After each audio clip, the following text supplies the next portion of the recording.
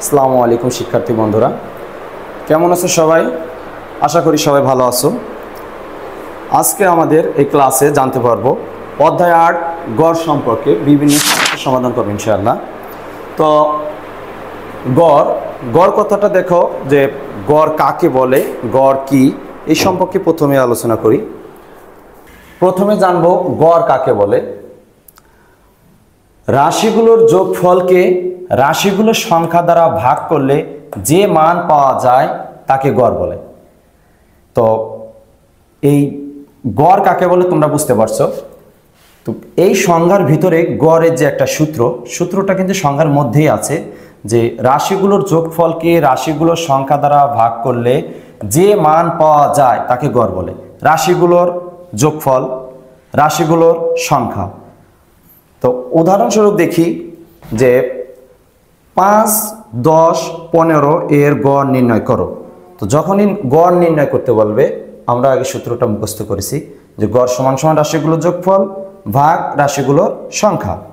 তো সুতরাং গড় সমান সমান আমরা সূত্রটা লিখলাম, মানে রাশিগুলোর যোগফল মানে 5 যোগ 10 যোগ 15। রাশিগুলোর সংখ্যা কয়টি আছে? 1টা 2টা 3টা, এই 3টি লিখছি। তো এই 3টা তুমি দেখো যে 5 যোগ 10 যোগ 15 যোগ করলে হলো 30। আর রাশিগুলোর সংখ্যা আছে কয়টি?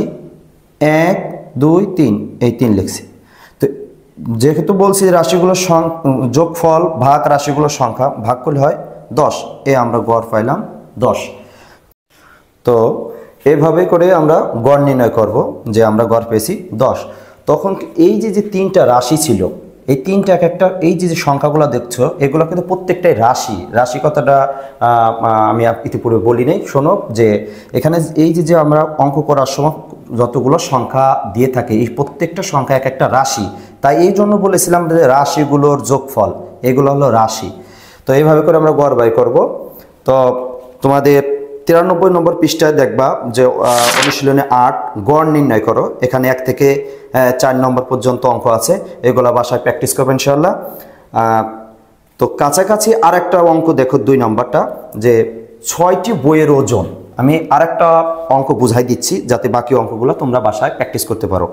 তো দেখো যে 6টি বইয়ের ওজন 924 গ্রাম, বইগুলোর গড় ওজন বের করো। প্রশ্ন এটা বলেছে।